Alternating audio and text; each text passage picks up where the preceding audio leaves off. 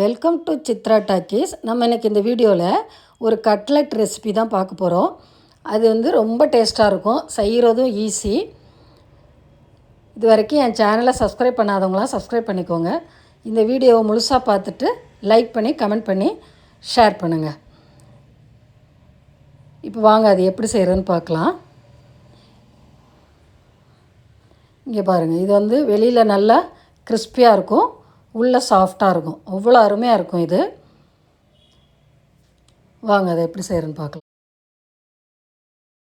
அதுக்கு முதல்ல ஒரு பாத்திரத்தில் 2 ஸ்பூன் எண்ணெய் விட்டு எண்ணெய் சூடானதும் 1/2 ஸ்பூன் ஜீரகம், 1/2 ஸ்பூன் எள்ளு, இதை அடுப்பை குறைச்சி வச்சு இதை ஃபஸ்ட்டு பொரிய விட்டு, அப்புறம் 1/4 ஸ்பூன் பெருங்காயப்பொடி போட்டு அதையும் தாளித்து விட்டு, 2 நறுக்கின பச்சை மிளகாய்,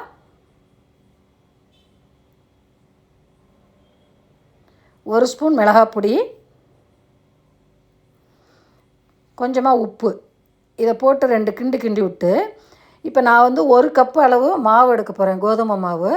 அந்த கப்புக்கு 1 கப்பு மாவுக்கு 1/2 கப்போட கம்மியாக இருக்கணும், 1/4 கப்போட ஜாஸ்தி இருக்கணும் தண்ணி. அந்த அளவு தண்ணி ஊற்றணும்.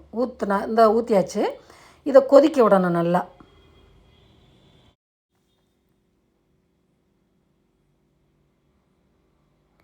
இந்த மாதிரி நல்லா கொதித்து வந்ததும் 1 கப்பு கோதுமை மாவை கொஞ்சம் கொஞ்சமாக அதில் கொட்டி அடுப்பை குறைச்சி வச்சு இதை நல்லா கிண்டி விடணும்.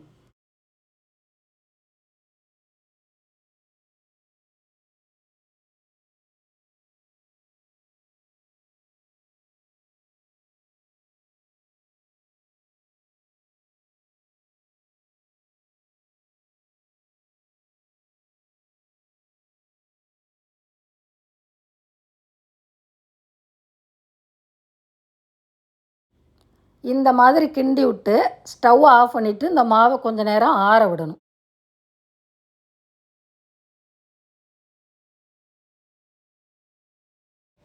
மாவு ஆறுனதும் அதை ஒரு பவுலில் கொட்டி அது கூட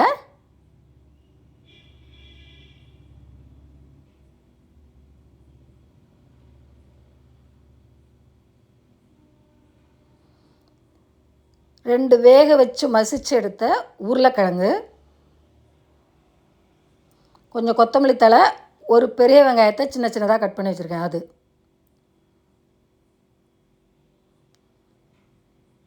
கொஞ்சமாக உப்பு, 1 ஸ்பூன் மிளகாய் பொடி,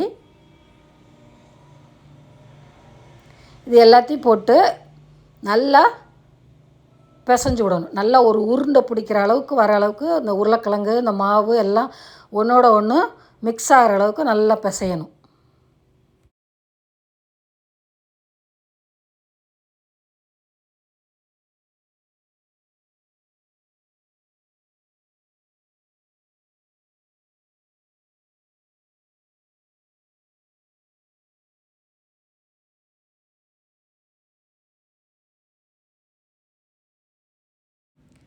இந்த மாதிரி பிசைஞ்சு வச்சுட்டு 2 கையிலையும் எண்ணெய் பூசிட்டு இதை சின்ன சின்ன உருண்டையாக பிடிச்சி வைக்கணும்.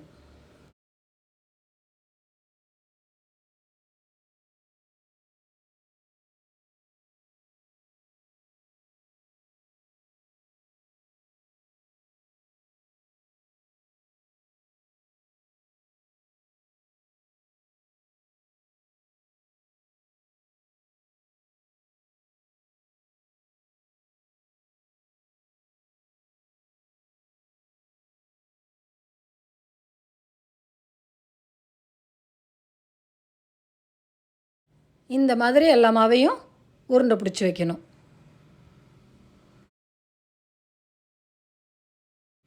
அப்புறம் மறுபடியும் 2 கையிலையும் எண்ணெய் பூசிட்டு இந்த உருண்டையை உள்ளங்கையில் வச்சு இந்த மாதிரி ப்ரெஸ் பண்ணி இந்த ஷேப்புக்கு கொண்டு வரணும். கொண்டு வந்து அங்கே சூடாகிட்டுருக்கிற எண்ணெயில் பொரித்து எடுக்கணும். ஃபஸ்ட்டு ஃபுல் ஃப்ளேமில் வைக்கணும். அப்புறம் எல்லாத்தையும் தட்டி போட்ட பிறகு அடுப்பை மீடியம் ஃப்ளேமில் வச்சு ஒரு குறைஞ்சது ஒரு 5-6 நிமிஷம் ஆகும் 2 புறமும் திருப்பி திருப்பி போட்டு பொரித்து எடுக்கிறதுக்கு.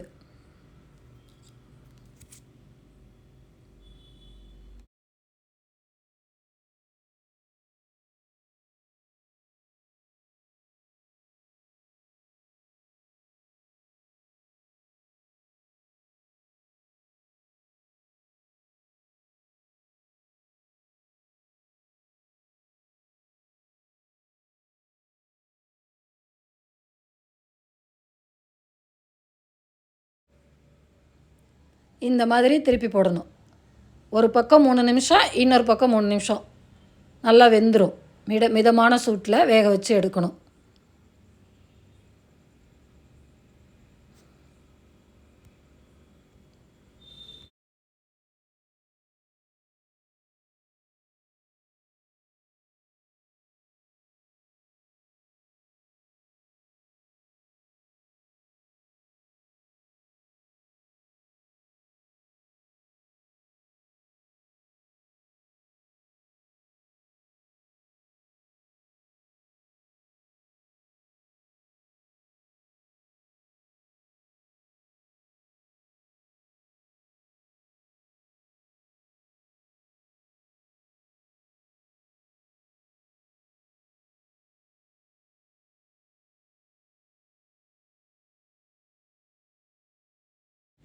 அவ்வளோதான். இதோ சூப்பரான கட்லட் ரெடி ஆயிடுச்சு. இதே மாதிரி மீதம் இருக்கிறதையும் தட்டி போட்டு எடுக்க வேண்டியதுதான். இதே மாதிரி நீங்களும் செஞ்சு பார்த்து சாப்பிட்டு பாருங்கள். நன்றி.